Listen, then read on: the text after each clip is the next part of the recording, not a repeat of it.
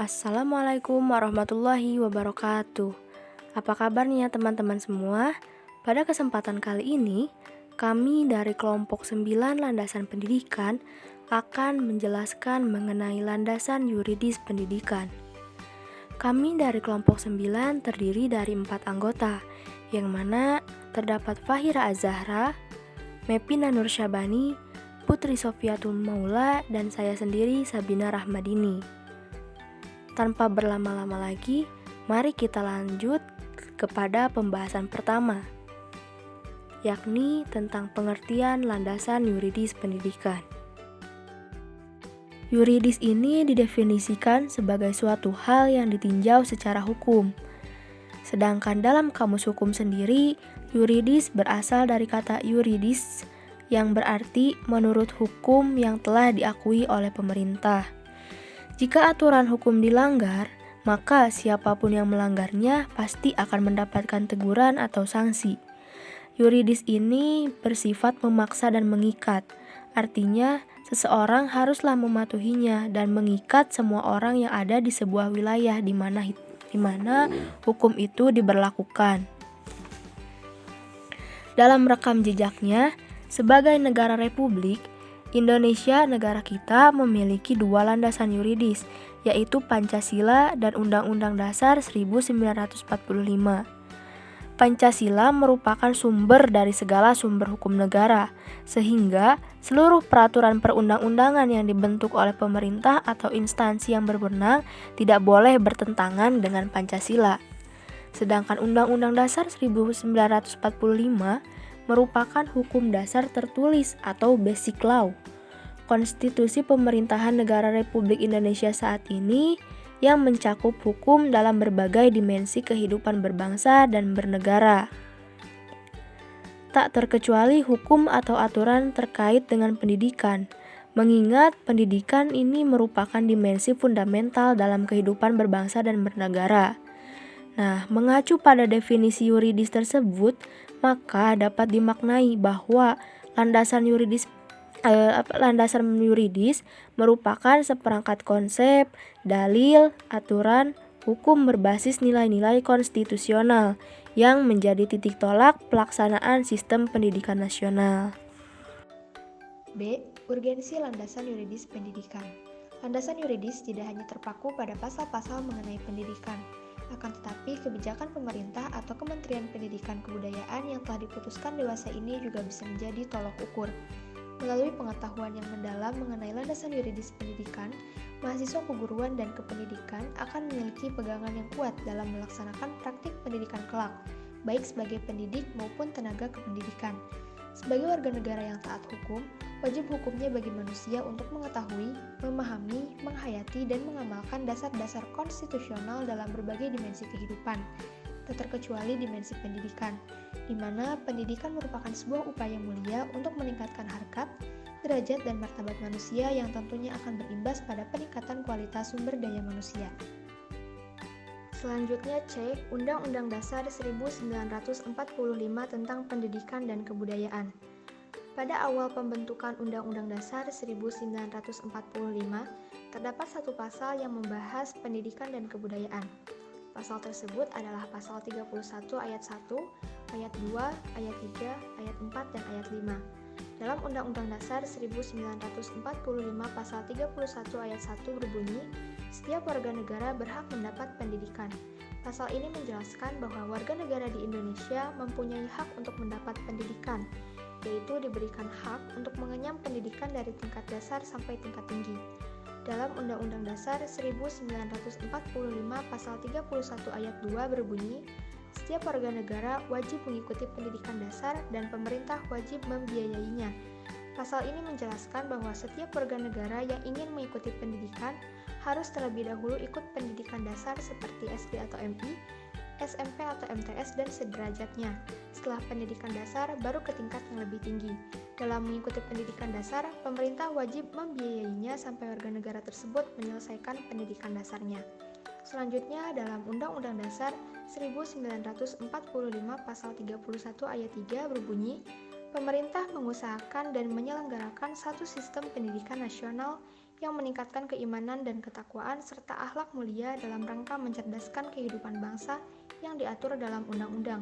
Pasal ini menjelaskan bahwa pada awal pembentukannya, pendidikan bertujuan untuk meningkatkan dimensi moral, spiritual, dan religius dari peserta didik. Selanjutnya, Undang-Undang Dasar 1945 Pasal 31 Ayat 4 yang berbunyi, negara memprioritaskan anggaran pendidikan sekurang-kurangnya 20% dari anggaran pendidikan dan belanja negara, serta dari anggaran pendapatan dan belanja daerah untuk memenuhi kebutuhan penyelenggaraan pendidikan nasional. Dan yang terakhir, Undang-Undang Dasar 1945 Pasal 31 Ayat 5 yang berbunyi, pemerintah memajukan ilmu pengetahuan dan teknologi dengan menjunjung tinggi nilai agama dan persatuan bangsa untuk kemajuan peradaban serta kesejahteraan umat manusia. Yang selanjutnya adalah mengenai Undang-Undang Republik Indonesia Nomor 20 Tahun 2003 tentang Sistem Pendidikan Nasional. Undang-Undang Sistem Pendidikan Nasional Nomor 20 Tahun 2003 merupakan undang-undang yang mengatur sistem pendidikan yang ada di Indonesia. Dalam Undang-Undang Republik Indonesia Nomor 20 Tahun 2003 ini dilakukan beberapa pembaharuan mengenai sistem pendidikan nasional yang dilakukan untuk memperbarui visi, misi, strategi pembangunan pendidikan nasional, dan beberapa penambahan pasal terkait komponen sistem pendidikan. Undang-Undang Republik Indonesia Nomor 20 Tahun 2003 mengandung beberapa poin penting yang merepresentasikan pelaksanaan sistem pendidikan nasional secara sistematik. Adapun poin-poin tersebut yang terkandung dalam Undang-Undang Republik Indonesia Nomor 20 Tahun 2003 diantaranya yang pertama mengenai definisi pendidikan. Definisi pendidikan ini terdapat pada pasal 1 ayat 1. Yang kedua ada definisi pendidikan nasional. Definisi pendidikan nasional ini terdapat pada pasal 1 ayat 2. Yang ketiga ada sistem pendidikan nasional. Sistem pendidikan nasional ini dapat dilihat pada pasal 1 ayat 3. Yang keempat ada dasar sistem pendidikan nasional. Pendidikan nasional berdasarkan Pancasila dan Undang-Undang Dasar Negara Republik Indonesia tahun 1945. Ini dapat dilihat pada pasal 2. Yang selanjutnya mengenai fungsi dan tujuan pendidikan nasional. Fungsi dan tujuan pendidikan nasional terdapat pada pasal 3 Undang-Undang Republik Indonesia Nomor 20 Tahun 2003. Yang keenam ada visi dan misi pendidikan nasional. Visi dan misi pendidikan nasional terdapat pada Undang-Undang Republik Indonesia Nomor 20 Tahun 2003 tentang Sistem Pendidikan Nasional. Yang ketujuh ada prinsip penyelenggaraan pendidikan. Prinsip penyelenggaraan pendidikan ini terdapat pada pasal 4 Undang-Undang Republik Indonesia Nomor 20 Tahun 2003. Yang kedelapan mengenai hak dan kewajiban warga negara, orang tua, masyarakat, dan pemerintah. Hak warga negara diatur dalam pasal 31 ayat 1 Undang-Undang Dasar 1945 yaitu yang berbunyi tiap-tiap warga negara berhak mendapatkan pendidikan. Adapun menurut pasal 5 Undang-Undang Republik Indonesia Nomor 20 Tahun 2003. Nah, yang selanjutnya mengenai kewajiban warga negara. Kewajiban warga negara diatur dalam pasal 31 ayat 2 Undang-Undang Dasar Negara Republik Indonesia tahun 1945. Yang selanjutnya mengenai hak dan kewajiban orang tua. Hak dan kewajiban orang tua ini dapat dilihat pada pasal 7, pasal 8, pasal 9, yaitu Undang-Undang Republik Indonesia tahun 2003. Yang selanjutnya ada hak dan kewajiban pemerintah. Hak dan kewajiban pemerintah ini diatur dalam pasal 10 Undang-Undang Republik Indonesia Nomor 20 Tahun 2003. Adapun kewajiban negara yaitu diatur dalam pasal 31 ayat 4 Undang-Undang Dasar Negara Republik Indonesia tahun 1945. Yang kesembilan ada peserta didik. Hak peserta didik termaktub dalam pasal 12 ayat 1 Undang-Undang Republik Indonesia Nomor 20 Tahun 2003. Adapun kewajiban peserta didik termaktub dalam pasal 12 ayat 2. Yang ke-10 ada bahasa pengantar, yaitu terkandung dalam pasal 33 Undang-Undang Republik Indonesia Nomor 20 Tahun 2003. Yang selanjutnya ada wajib belajar termaktub dalam pasal 34 Undang-Undang Republik Indonesia tahun 2003. Yang ke-12 ada pendidik dan tenaga kependidikan. Dalam Undang-Undang Republik Indonesia Nomor 20 Tahun 2003 terdapat 6 pasal yang mengatur tentang pendidik dan tenaga kependidikan, yaitu pasal 39, pasal 40, 41, 42, 43, dan 44. Yang selanjutnya mengenai sarana dan prasarana pendidikan. Sarana dan prasarana pendidikan terdapat pada pasal 45 Undang-Undang Republik Indonesia Nomor 20 Tahun 2003. Yang selanjutnya mengenai pendanaan pendidikan. Pendanaan pendidikan ini terdapat dalam Undang-Undang Republik Indonesia Nomor 20 Tahun 2003 dari pasal 6 sampai pasal 49. Yang selanjutnya mengenai pengelolaan pendidikan. Pengelolaan pendidikan dalam Undang-Undang Republik Indonesia Nomor 20 Tahun 2003 terdapat pada pasal 50 sampai dengan pasal 52. Yang selanjutnya yaitu peran serta masyarakat dalam pendidikan. Peran serta masyarakat dalam pendidikan terdapat dalam pasal 54 sampai dengan 56 Undang-Undang Republik Indonesia Nomor 20 Tahun 2003. Selanjutnya, kita akan membahas mengenai Peraturan Pemerintah Republik Indonesia tentang Standar Nasional Pendidikan. Bahasan pertama adalah mengenai konsep Standar Nasional Pendidikan. 1. Apa itu Standar Nasional Pendidikan? Standar Nasional Pendidikan adalah kriteria minimal tentang sistem pendidikan di seluruh wilayah hukum Negara Kesatuan Republik Indonesia. Kedua, apa fungsi Standar Nasional Pendidikan? Standar Nasional Pendidikan berfungsi sebagai dasar dalam perencanaan, pelaksanaan, dan pengawasan pendidikan dalam rangka mewujudkan pendidikan nasional yang bermutu. Ketiga, apa tujuan Standar Nasional Pendidikan? Standar Nasional Pendidikan bertujuan menjamin mutu pendidikan nasional dalam rangka mencerdaskan kehidupan bangsa dan membentuk watak serta peradaban bangsa yang bermartabat.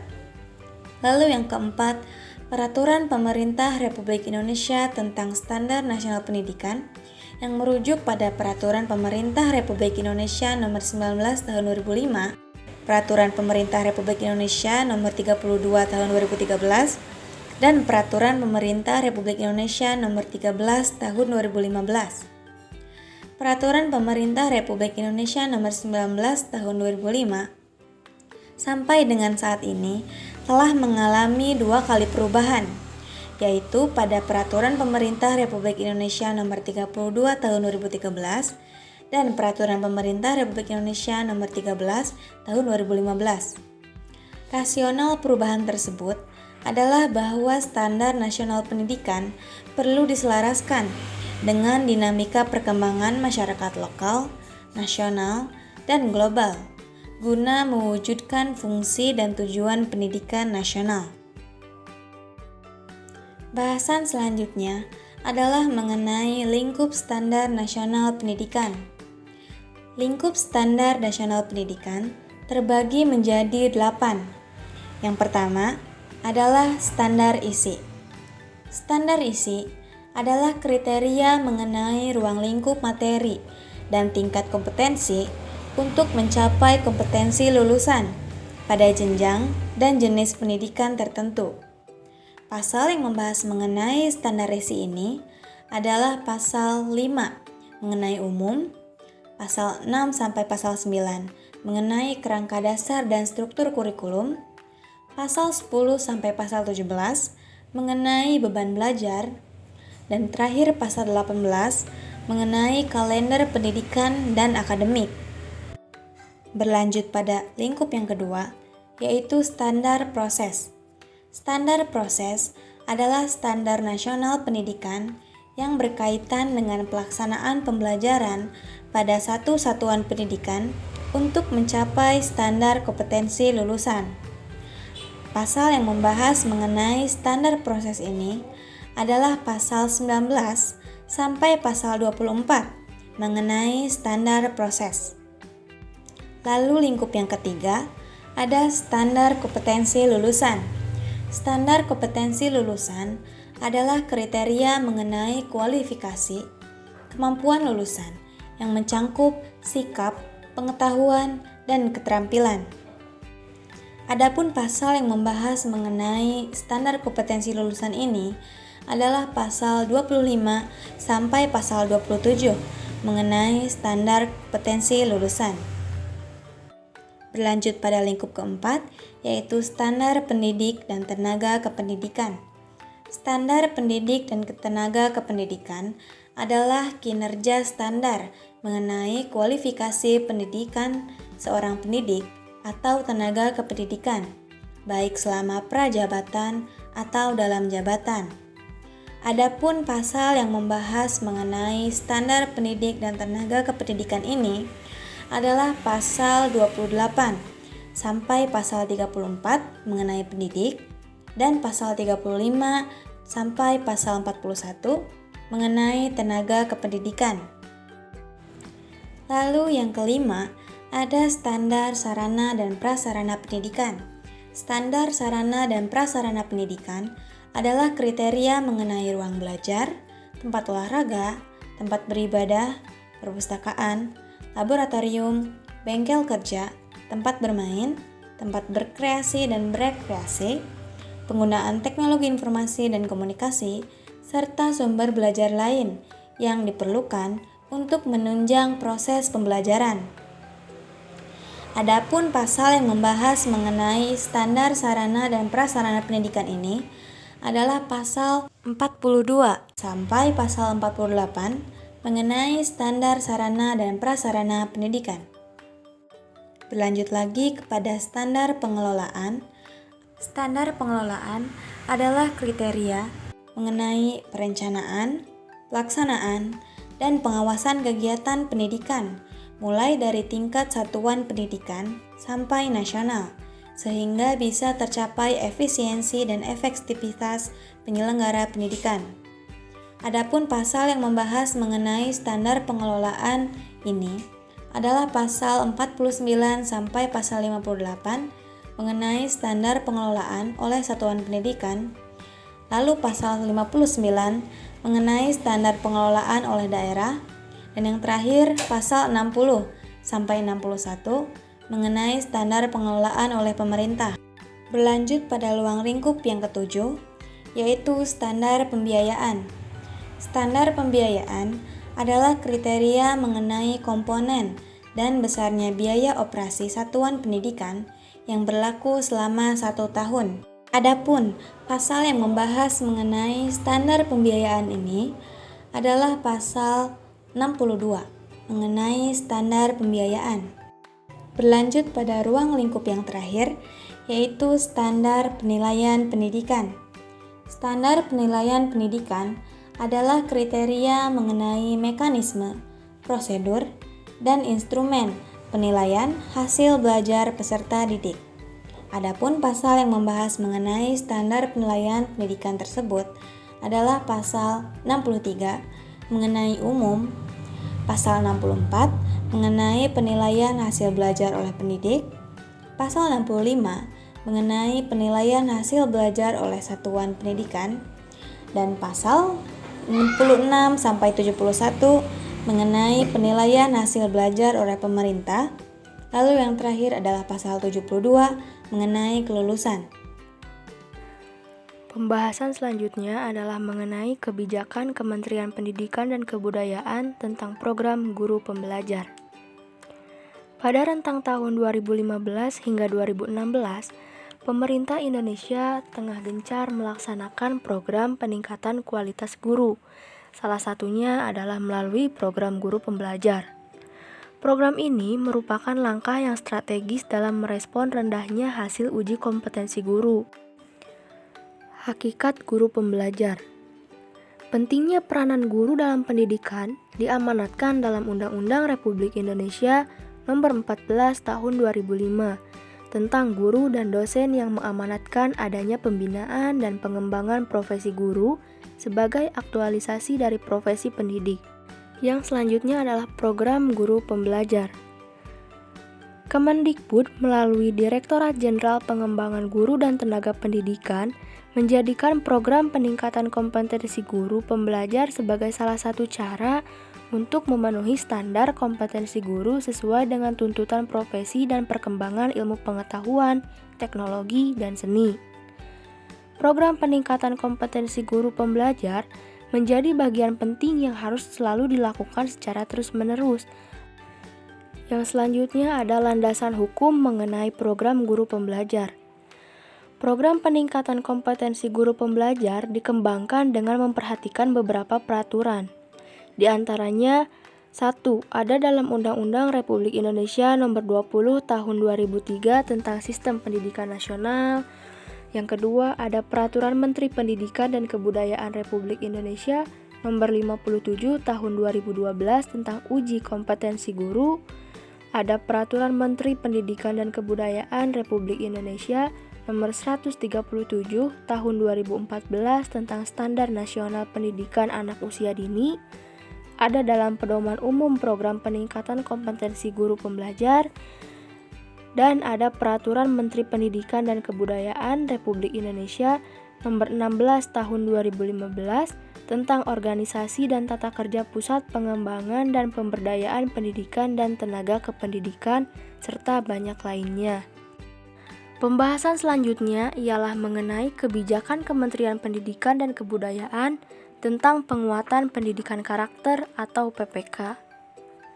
Penguatan pendidikan karakter merupakan gerakan pendidikan di sekolah untuk memperkuat karakter melalui proses pembentukan, transformasi, transmisi, dan pengembangan potensi peserta didik dengan cara harmonisasi oleh hati, olah rasa, olah pikir, dan olahraga, sesuai dengan falsafah hidup Pancasila.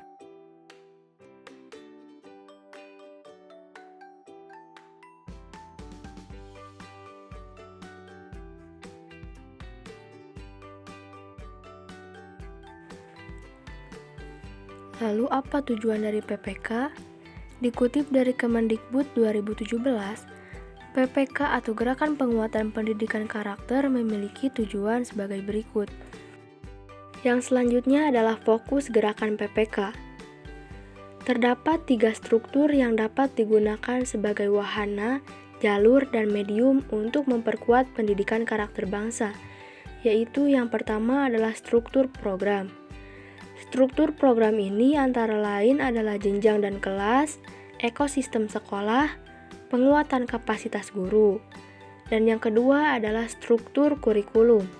Dalam struktur kurikulum, antara lain terdapat kegiatan pembentukan karakter yang terintegrasi dalam pembelajaran, ada kokurikuler, dan ada ekstrakurikuler. Dan yang terakhir, yang ketiga adalah struktur kegiatan. Struktur kegiatan ini berupa berbagai program dan kegiatan yang mampu mengintegrasi dan mensinergikan 4 dimensi pengolahan karakter dari Ki Hajar Dewantara, yaitu olahraga, olah pikir, olah rasa, dan olah hati. Dan yang terakhir adalah bagaimana cara mengimplementasikan gerakan PPK. Implementasi PPK dapat dilakukan dengan 3 pendekatan utama, yaitu pendekatan berbasis kelas, berbasis budaya sekolah, dan berbasis masyarakat. Selanjutnya kebijakan Kemendikbud tentang Program Gerakan Literasi Nasional atau GLN. Yang pertama, tujuan GLN. Tujuan GLN adalah untuk menumbuh kembangkan budaya literasi pada ekosistem pendidikan mulai dari keluarga, sekolah, dan masyarakat dalam rangka pembelajaran sepanjang hayat sebagai upaya untuk meningkatkan kualitas hidup. Yang kedua ada dimensi literasi. Yang pertama ada literasi baca dan tulis. Yang kedua literasi numerasi. Yang ketiga ada literasi sains. Yang kelima literasi finansial. Yang keenam literasi budaya dan kewargaan. Yang ketiga adalah ranah gerakan literasi nasional. Yang pertama ada gerakan literasi sekolah, merupakan gerakan yang dilaksanakan dengan mengintegrasikannya dengan kegiatan kurikuler, kokurikuler, dan ekstrakurikuler. Yang kedua adalah gerakan literasi keluarga, yaitu gerakan yang dilaksanakan dalam bentuk penyediaan bahan bacaan keluarga, penguatan pemahaman tentang pentingnya literasi bagi keluarga, dan pelaksanaan kegiatan literasi bersama keluarga. Dan yang ketiga adalah gerakan literasi masyarakat, merupakan gerakan yang dilaksanakan dalam bentuk penyediaan bahan bacaan yang beragam di ruang publik, penguatan fasilitator literasi masyarakat, perluasan akses terhadap sumber belajar, dan perluasan pelibatan publik dalam berbagai bentuk kegiatan literasi. Dan yang keempat adalah kebijakan Kemendikbud yang terakhir adalah strategi gerakan literasi nasional, di mana terdapat 5 strategi. Yang pertama adalah penguatan kapasitas fasilitator. Pada ranah keluarga, fasilitator literasi terdiri dari orang tua atau anggota keluarga. Pada ranah sekolah, fasilitator terdiri dari kepala sekolah, guru, tenaga kependidikan, pengawas, serta komite sekolah. Dan pada ranah masyarakat, fasilitator terdiri dari pegiat literasi dan pengelola perpustakaan publik atau taman baca. Strategi yang kedua adalah peningkatan jumlah dan ragam sumber belajar bermutu. Hingga saat ini, sumber belajar bermutu yang berupa bahan bacaan masih kurang, baik dari segi jumlah, subjek dan jenis bacaan, maupun kualitas bacaan. Oleh karena itu, pengembangan bahan bacaan literasi dalam bentuk digital merupakan pilihan yang tepat. Sumber belajar yang kaya dan beragam memberikan keleluasaan bagi pelaku literasi untuk mengakses, memanfaatkan, dan mengembangkan kegiatan literasi. Strategi yang ketiga adalah perluasan akses terhadap sumber belajar dan cakupan peserta belajar. Agar masyarakat dapat menjangkau sumber-sumber belajar dengan mudah, perlu ada sarana dan prasarana yang mendukung, seperti layanan taman bacaan dan pojok baca di tempat umum. Semakin banyak sumber pembelajaran literasi yang mudah diakses oleh masyarakat, semakin meningkat pula ketertarikan masyarakat untuk terlibat dalam kegiatan literasi. Strategi yang keempat adalah peningkatan pelibatan publik. Pada lingkup eksternal Kemendikbud, pihak-pihak yang dapat terlibat adalah perguruan tinggi, Perpusnas, IKAPI, lembaga donor, dan lain-lain.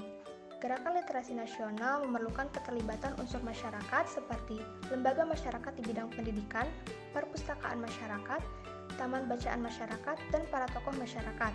Selain itu, dunia industri pun dapat dilibatkan dalam gerakan ini melalui pengimplementasian tanggung jawab sosial perusahaan. Kemudian strategi yang terakhir adalah penguatan tata kelola.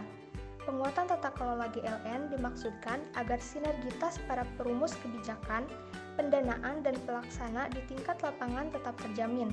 Untuk itu diperluas kejelasan tugas dan fungsi masing-masing. Baiklah teman-teman semua, itu saja materi yang dapat kami sampaikan. Semoga materi tersebut bermanfaat bagi teman-teman semuanya. Sekian yang dapat kelompok kami sampaikan. Kurang lebihnya mohon maaf. Wassalamualaikum warahmatullahi wabarakatuh.